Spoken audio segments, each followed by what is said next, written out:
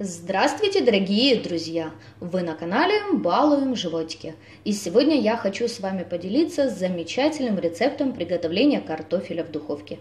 Этот рецепт очень люблю, потому что готовить очень быстро, просто, но такой картофель идеально подходит в качестве гарнира к любому блюду и также отлично смотрится на праздничном столе. Для приготовления нам понадобится картофель. Сегодня у меня 1,5 килограмма картофеля. Сорт можно брать любой, тот, который вы любите. Также мы возьмем перец, соль по вкусу и специи. Сегодня у меня итальянские травы. На такое количество картофеля я беру приблизительно столовую ложку итальянских трав. Также я возьму чеснок. На такое количество картофеля я беру 5 зубчиков чеснока. Чеснок у меня не крупный. И нам понадобится растительное масло. Растительное масло можно брать как оливковое, так и подсолнечное. Картофель очищать не нужно, его просто необходимо хорошенько промыть, прям вот так мочалкой моем картофель и немного просушить. Какие-то вот лишние детали с картофеля мы вырезаем ножом. Теперь этот картофель я разрезаю вот так вот на 4 части. Если картофель у вас крупнее, чем мой, то разрезаем на большее количество частей. Картофель нарезала, теперь сразу натираю чеснок на мелкой терке. Можно выдавить чеснок на чеснокодавке. Чеснок сразу добавляю к нарезанному картофелю.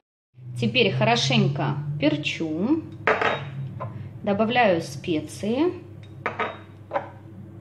и солю картофель. Теперь добавляю растительное масло, приблизительно миллилитров 70 растительного масла.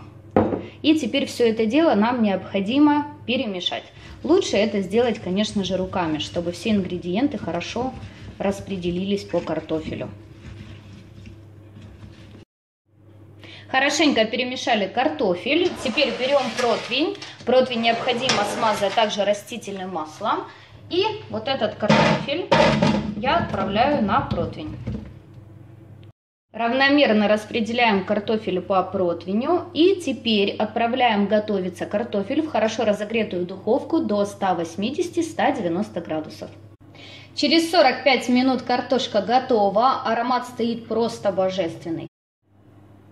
Вот такой вот, друзья, простой, но очень вкусный рецепт приготовления картофеля. Обязательно попробуйте приготовить, я уверена, что вам понравится. Картофель настолько вкусный, что остановиться есть его просто невозможно. И такой картофель, конечно же, отлично подойдет на любой праздничный стол и станет королем стола. Я желаю вам всего хорошего, друзья, приятного аппетита. Подписывайтесь на наш канал, вас ждет еще очень много вкусных и интересных рецептов. До скорых встреч!